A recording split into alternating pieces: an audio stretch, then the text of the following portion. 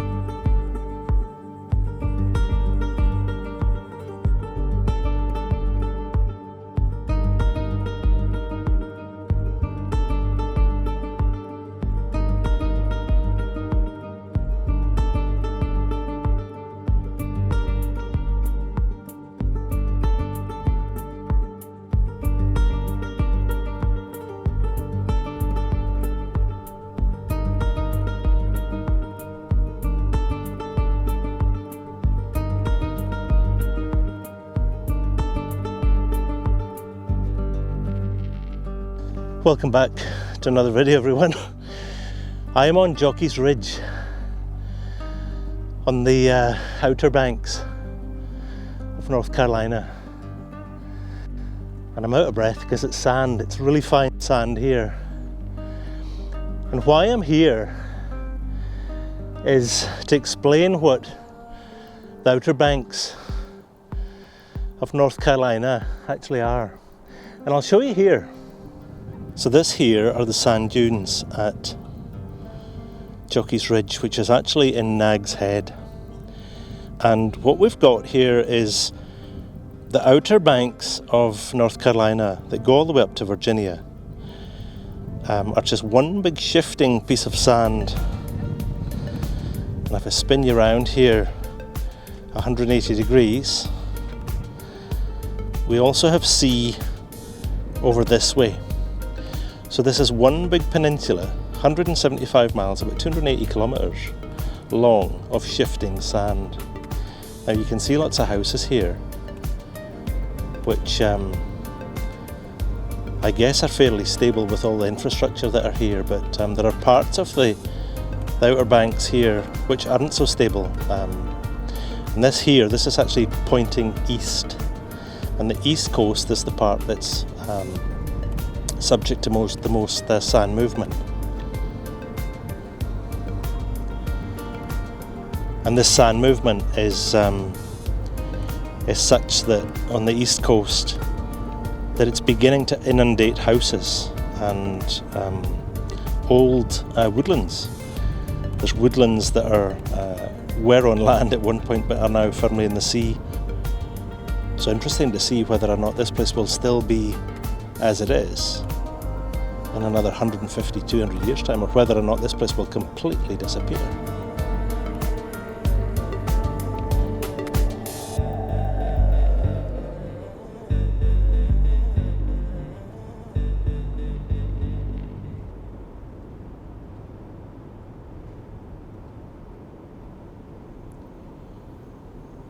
Now I'm currently, this is the west of the peninsula here, and we do have some man-made structures, but you can see there's quite a bit of greenery here, and the reason there's greenery on this side is with less sand movement. What the hell is that?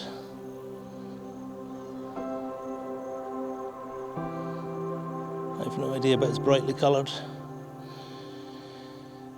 With less sand movement here, it allows the generation of greenery and trees and bushes and stuff. And the east coast doesn't have this because it's always moving. And it's always moving with that shifting sands, and so there are hardly any marram grasses over there. Now I've actually come off piste here a little bit, and I'm possibly being silly. Being in North Carolina, on the dunes and amongst greenery and bushes, because I've actually given no consideration to stumbling across a danger noodle, aka snake, and I believe there are some here, but I'm hoping that they're more afraid of me than I am of them, and I hear them first. So now, in true Simon Booth style, I'm not going to take a photograph, but in the expanse of all this sand, it's a diverse landscape, this, and the starting of some creeping grasses with other broadleaf plants here, giving it some biodiversity. And it's amazing what exists in sand with no water. It's a warm climate, this, and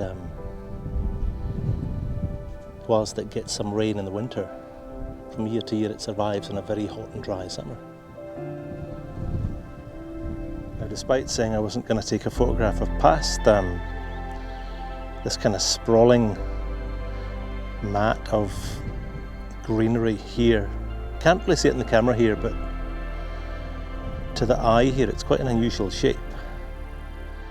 And there's not many, there's a couple, but there's not many footsteps here, so I'm just gonna, I don't even know if it's gonna work, but the light is coming in from the top here, from over my right shoulder, so it's actually catching the flat leaves of the greenery here. So not very green in the camera here as you see it, but I'll maybe take a quick photograph. But because I've only got a 45mm and I'm quite close, this is going to have to be a multi-shot vertical pano to get as much real estate in up and down as I can with a 45mm lens, and I'll probably join 3 or 4 photographs side by side.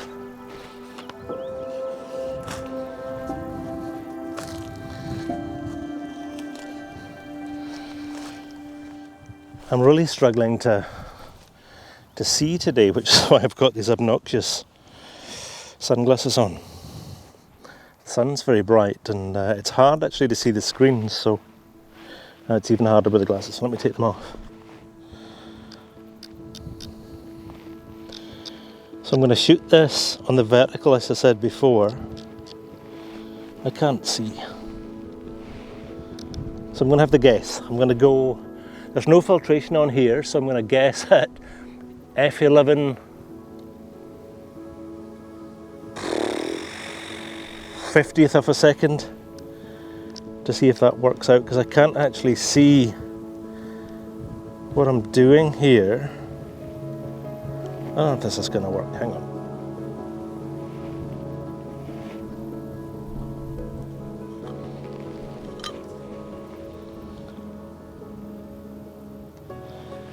I don't have my levelling head, so I've taken some time to try and level this base as best as I can, and I'm just going to get this in focus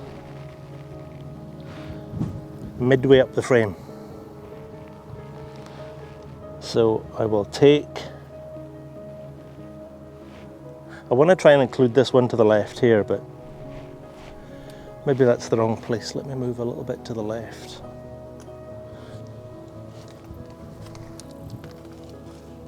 You like the way I'm careless with my glass filters.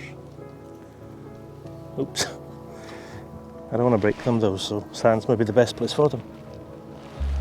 Level that base as best as I can. Yeah, that's probably better.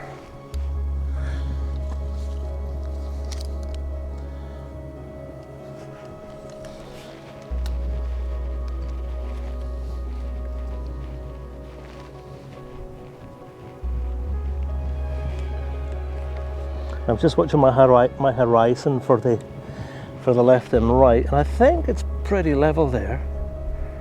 So let me just take one. That's not too bad actually. So my guesswork at 50th of a second was okay actually. Let me just bring it down a little bit.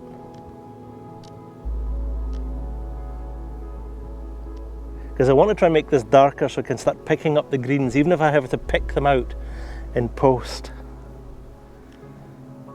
I'll maybe go 2 stops under.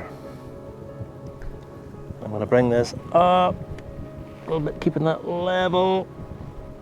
That's not too bad there, just lock everything off. Focus has been set. One photograph, 50%.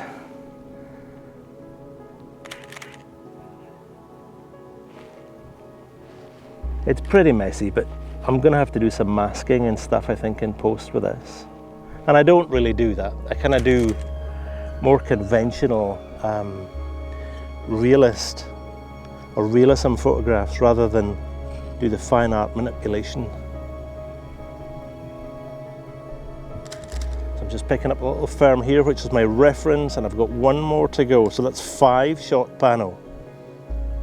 So again, my maths tells me that that's approximately 2.5 shots to 2.5 parts to 1 part as a panel, which is probably in scope. So I don't know if that'll work. I'll maybe even put it up anyway, because I think these videos, it's important to not just celebrate good shots and successes with photography. I think photography in part, it's all about trial and error. And I think sometimes that if we only rely on YouTube looking at videos online, we always see the best of the best. And we very rarely see the kind of truth, the gritty truth of landscape photography, because it's not that easy. It's not as easy as some people think it is, or make it out to be on YouTube. It's a funny platform, this. But it's great for me just to be out with this camera again and out in the field and just looking at stuff. It's just awesome. Now this is the effect on this image here that I had imagined, at least. Picking out these highlights on the leaves with an autumn layer to almost give them, I don't know, a metallic feel. A bit like this image I did some years ago, which was published in a couple of international magazines. Now this is the flat raw file here, metered to the left by about 1.5 stops, and then hand picking out the highlights on the leaves before a treatment in Photoshop. But I'm not sure I like it. But again, it's really important here to introduce honesty, as not all photographs work.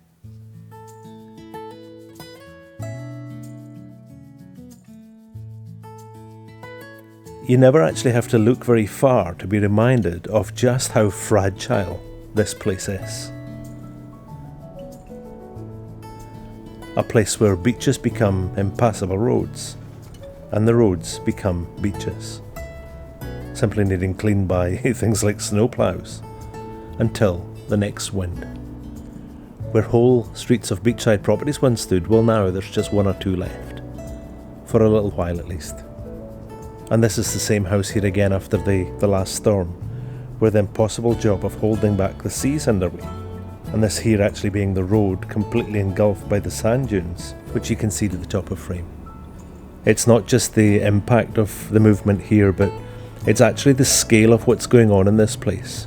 It actually makes you realise just how insignificant we are here against the force and the power of Mother Nature.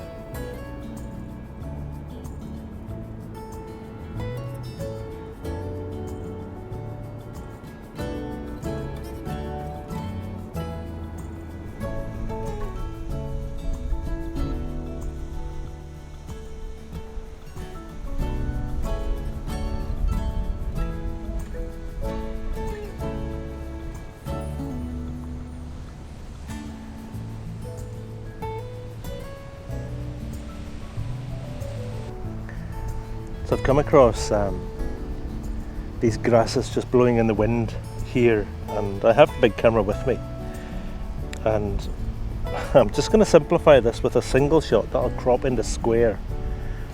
And what I'll end up doing is just framing the big camera up to take in just to the right of my hand here, and then to the left of my hand here. So we'll do a square just in here, and I'll slow this down with the 6-stop filter. But I only probably need 1 or 2 seconds to slow down the heads here. And it's the way they're blowing in the wind here is going to give us arcs of when they sway from left to right, with the centre of the arc being at the base.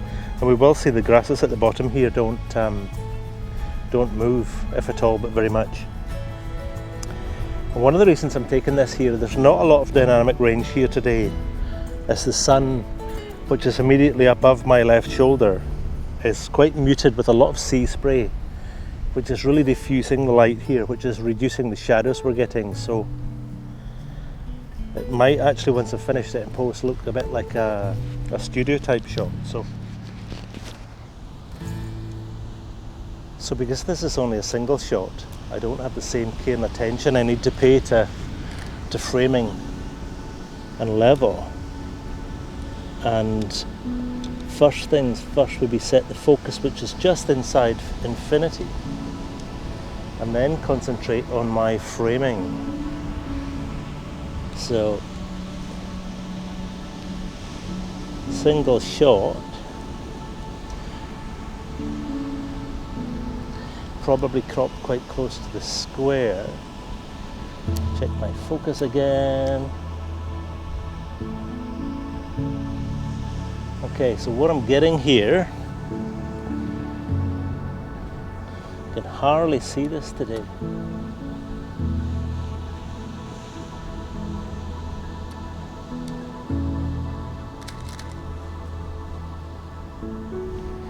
So what we've got is F11 at a 60th. So what I'll end up doing is I want to try and get that down to 2 seconds, let's say 4 seconds. So if I go 60th, we'll go 30th as one stop, 15th, an eighth, a quarter, a half, one. It's 6 stops, so I need another 2 stops out of here. So if I go to F18, I'll play safe and go to F20, and I'll take 2 stops, sorry, I beg your pardon, 2 seconds and 4 seconds, just to see what this gives me, because the movement here is quite important. So let me just put this in here and completely onto manual. 2 seconds at F20, 100 ISO, single shot.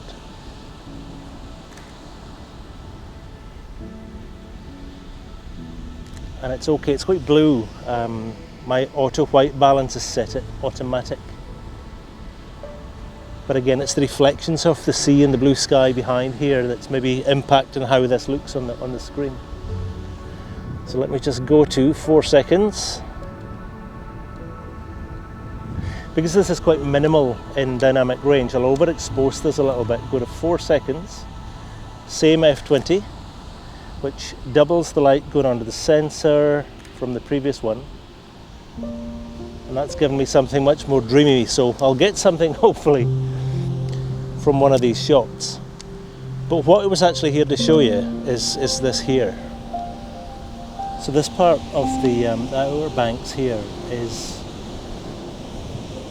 I guess, in some way significant to an Orcadian, someone from Orkney, in that Orkney being at 59 degrees north, whilst it's cold and wet and windy, it could be a whole lot colder.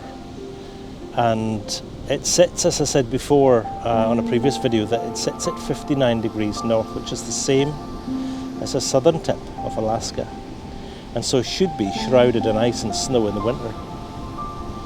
But it's not, because of the Gulf Stream. Now, the Gulf Stream, obviously coming from the Gulf of Mexico, comes up the east coast of the States, and it actually kicks right here on the Outer Banks. And it kicks right on the Outer Banks here to head to Europe into the north of Scotland. And it brings in the cold, the warm weather from the Gulf of Mexico. The water temperature in Orkney is generally 10 degrees at best, but were it not for the Gulf Stream, even in summertime, that water temperature would be much colder than that, and probably closer to 0. And just out on the horizon here, we're not far off the drop-off, the continental shelf, which is where it gets really deep. The effects of what we see in Orkney with the warmer weather, believe it or not, the warmer weather and the warmer water, kind of starts here. This is the last point of land that comes close to it, because this is the closest it gets to land before hitting Europe. So actually quite significant geographically to a young fellow like me from Orkney. Orkney will be 10,000 miles that way probably. I don't know if the number's right, but it's that kind of direction.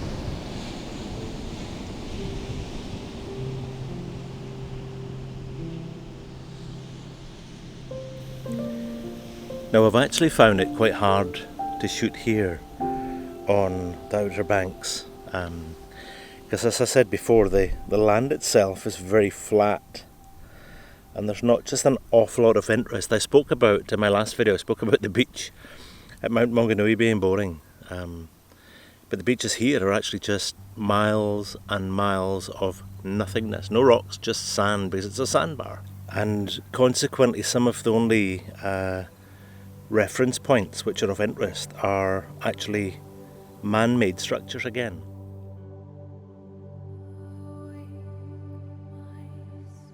By the profile of land here, this is only several metres above the horizon, and this goes on and on and on, away off into the distance.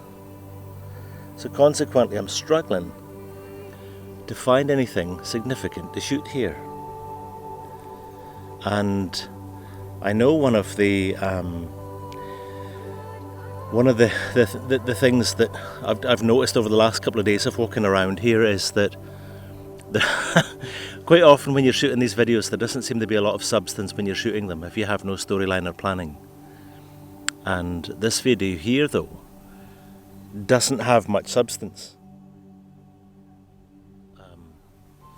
But it wasn't really a planned shoot this. This is more, and hence the reason that the video is called Explore with Your Camera. This is simply me exploring a new area here to see if there's anything I can shoot. But I'm actually struggling with this. But I have however, found the old Corolla township. And Corolla is a tiny little town in amongst bushes here, which were probably planted, I think, when the town was established back in the 1850s or so, 1830s. And there's just a collection of really small, kind of colonial buildings, picket fences, here with no traffic going around. And in amongst which I've found a collection of other little buildings here, which are quite special to me. So I'll show you these. So in here, these are some of the smaller buildings within this enclave that I've found here. And they might not make a lot of sense here as individual buildings.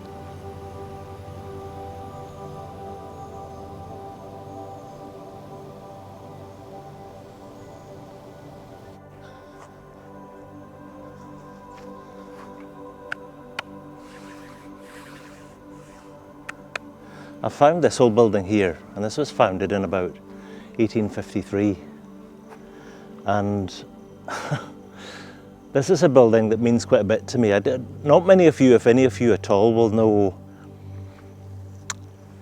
about my past. I was actually brought up as a son of a lighthouse keeper, and I consequently lived in 3 lighthouses that I can remember when I was a young boy. And this here, this is the old lighthouse at Corolla, which turns out to be the youngest established lighthouse in all of the USA.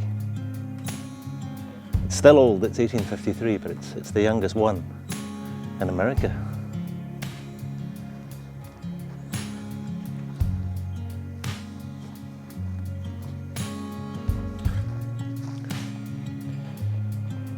So with the sun going down behind me, you actually saw that I had a little look at the western horizon before, just here.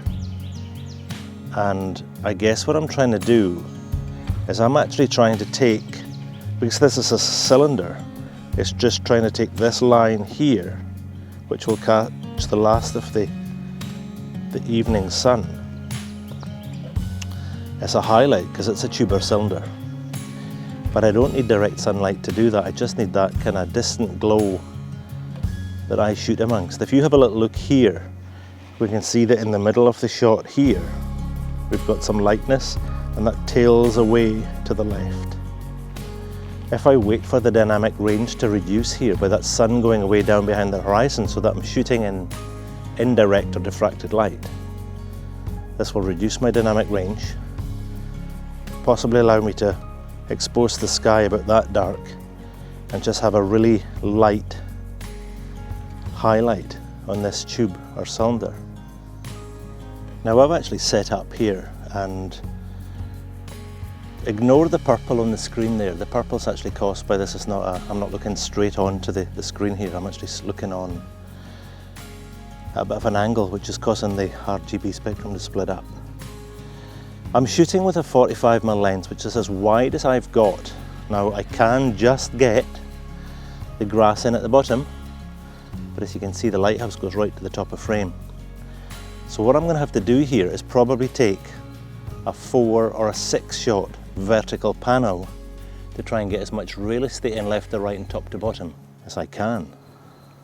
Now originally my thinking was to try and move over here to try and frame that window in the bottom of that V there between the two trees. There's two trees, a fir on the left and an evergreen on the right. But if I do that, it means I've got to come so far back that I've got this big hedgeway in the road, and that's not going to work. My alternative is to try and frame it up just to the right hand side of the frame there, but the problem I've got with this position here is that I've got trees interfering with the lighthouse, so that's not going to work either. So option 3 for me is if I move across here so that visually that I can see I have cleared, there we are, if I've cleared the trees from above, from the lighthouse, it's just taken the high point in there of that little tree, the top of the tree, to be in the right hand side of the window frame. And that way, if I raise this up, I can still see the trees over here on the right, but I've cleared the lighthouse. Now you'll see already how much more flat this is appearing. And if I go through the same process in the last video to try and match what my eyes are seeing to what is on screen here, that there is what I'm seeing. So there's hardly now any dynamic range within the cylinder of the lighthouse. So I'm going to take this, but as I say, I'm challenged because I'm going to have to take 4 to 6 shots.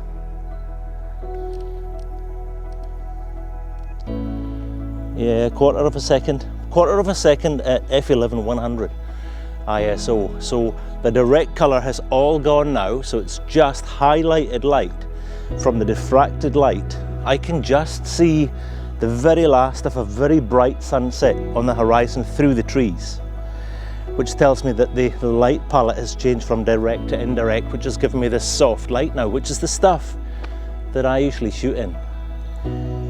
So we'll see here that as the light starts to reduce, we've got a little bit more contrast now in the sky because there's nothing catching direct light.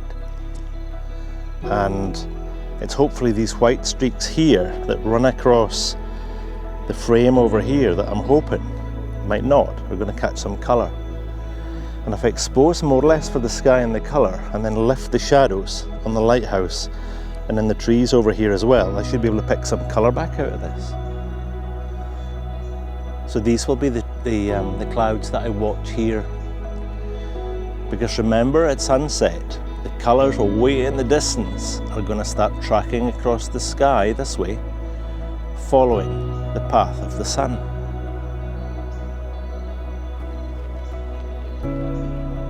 So if I focus on these clouds here, these ones here, where am I? Where's my hand? Up here. If I look at these ones here, I'll start watching them change colour, and they're starting to go from white to a kind of mauve or a very light beige. And I'm thinking that after beige they will start to go orange, and then they should start turning towards the magenta spectrum. And having taken some photographs already, well, if I can get these in this magenta spectrum, then I'll take another one. Then the only thing that has changed is the light. Same framing, but remember, I'm not a fan of taking more than one photograph unless something dramatic has changed.